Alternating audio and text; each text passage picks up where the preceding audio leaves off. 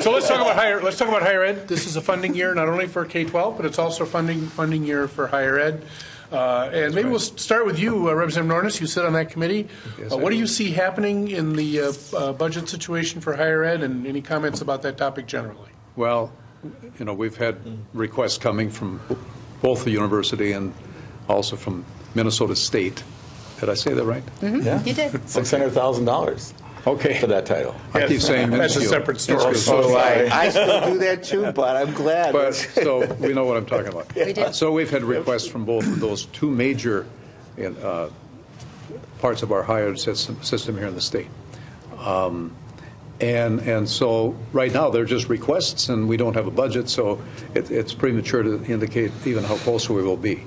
But I think the overwhelming goal is still to address tuition, and if we can continue to freeze or lower the Minnesota State tuition.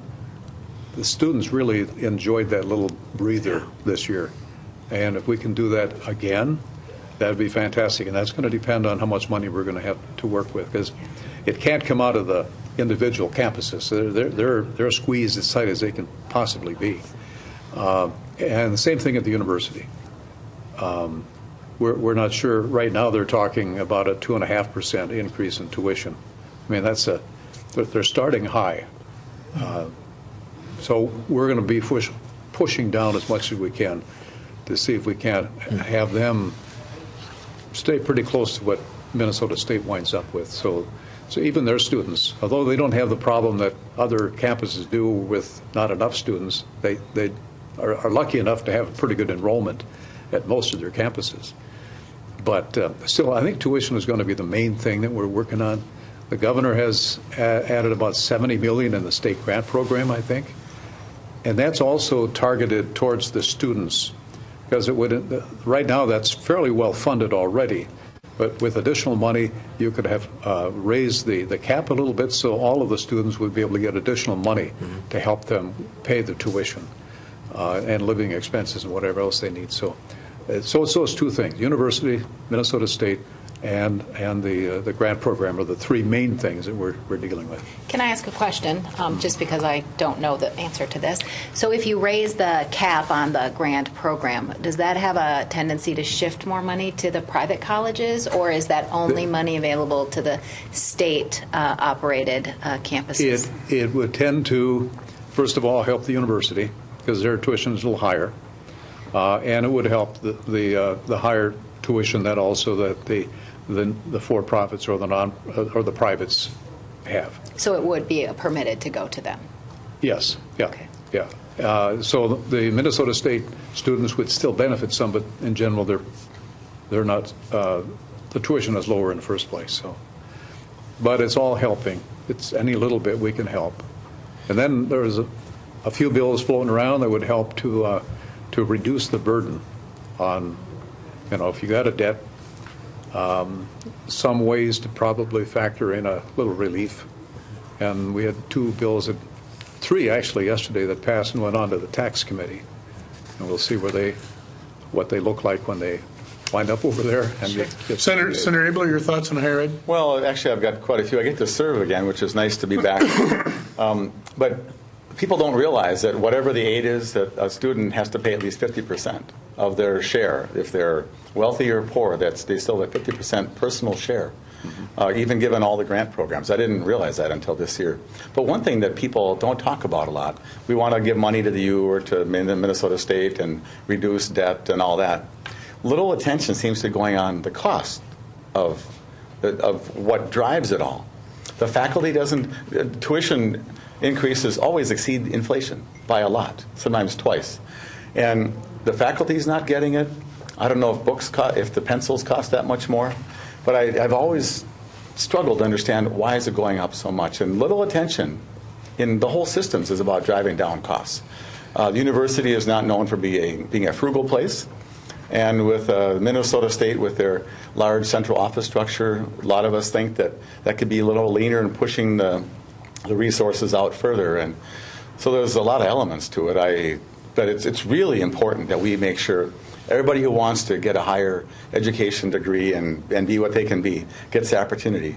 In particular, some of the students of color who have had a disproportionate time getting through even high school and into college, because we need them to be the leaders they could be and be tomorrow's executives.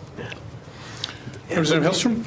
Well, so one of the areas that I've paid a lot of attention to in the higher education area is some of these private for-profit colleges, and that's one of the reasons why I asked, because again, I represent a community that has a large population of people who are poor.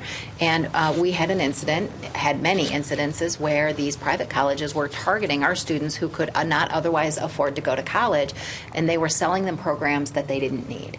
The Attorney General sued these private colleges because one of the programs they were offering was a law enforcement degree. But what they didn't tell you is even if you got through the program, which most didn't, you couldn't even sit for the law enforcement exam. It didn't qualify. It wasn't accredited. It was an accredited program, so you couldn't even sit for the exam. So they were sued. They stopped offering that program. Another program they were offering was in the area of corrections. They were saying you could be a corrections officer when you're done.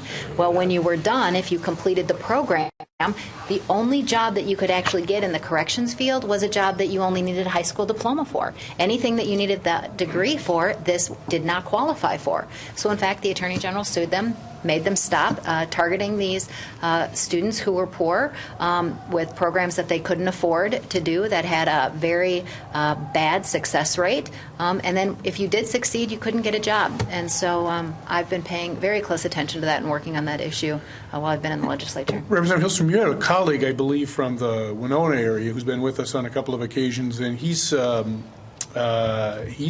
very much focused, particularly on Minnesota State, on administrative expenses. And I think he would argue, I don't want to put words in his mouth, but I think he would argue that you're correct, Senator Abler, that a lot of money has gone to expanded administrative services that maybe aren't as necessary. And I'm wondering if you're hearing anything about that topic, or if that's an issue that you've been following at all.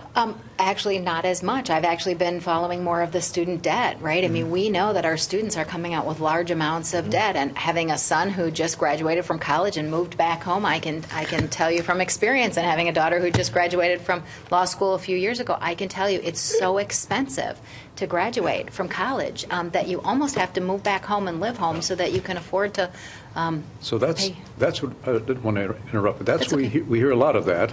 But if you talk to the university or some of these administrators, they'll tell you nearly half of the students leave without any debt. So those that leave debt have a lot of debt, but there's some that are somehow able to figure that out and will leave with either very little or no debt. That's in the undergraduate area. Yep. And if I could add one more thing. Yeah. Today when I was visiting over at the tech school, the thing that I really was impressed with is how they have structured their programs to suit the students. Yeah. So many of the students are working, and they have intern programs. And they have it's whatever fits for that student is what they do. Nighttime, whatever day of the week. I mean, some of these instructors are there from 8 in the morning until 10 o'clock at night, because that's when the students can be there. And I thought that's fantastic, because they're not structured like you think, where you come at 8 and you go home at 5. Whatever the students need is what they're delivering. And I think we need to see more of that. And then you'll see less debt, more graduations, and the jobs are out there.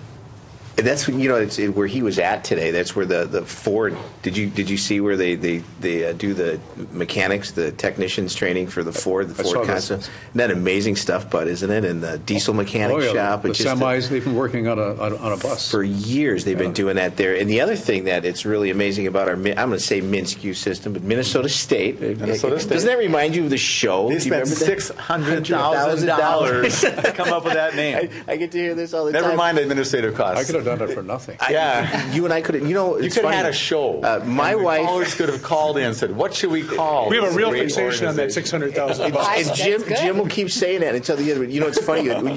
You and my wife could have done that, because she's a Brown Institute grad as well as you, and did radio and television. We so you would guys actually come up with a better name. I love that. That's even good. But here's the thing, very seriously, that MnSCU, our Minnesota State system, 86% of the graduates from our statewide systems actually stay in the area where they're from, and they end up, raising families, buying houses, That's getting awesome. jobs. That is so amazingly awesome when you look at, good outcomes that are there as well. And some of the things we're doing, I was just at Century College the other day, and they have a partnership with MIT. They have this Fab Lab, and in conjunction with their orthotics department, they're coming up with ways that they're doing things beyond what you would think is, really happening. And so there's some really wonderful, innovative stuff going on within our systems. And one more, Anoka Ramsey Community College, right? Yeah. Top 10 Top 10. nationally, and actually I think they're in the running for number 1, right, Bud, or something? I'm not 2 sure or about 3? that. Don't they have a high school joining that program? That would be That's named Anoka Tech. That would be Anoka Anoka Tech. Tech. Okay. STEP Another program. fine Anoka County. Do you know who I- named that school, Bud? He named it? He named STEP. Really? For free. Didn't cost $600,000? It's very, you pulled that one. I can see that coming from 2 miles away. All right, so we're going to leave higher ed because all we're going to do is talk about the $600,000. We're going to find the money, and we got to find some regions, and then we'll move on. So let's go to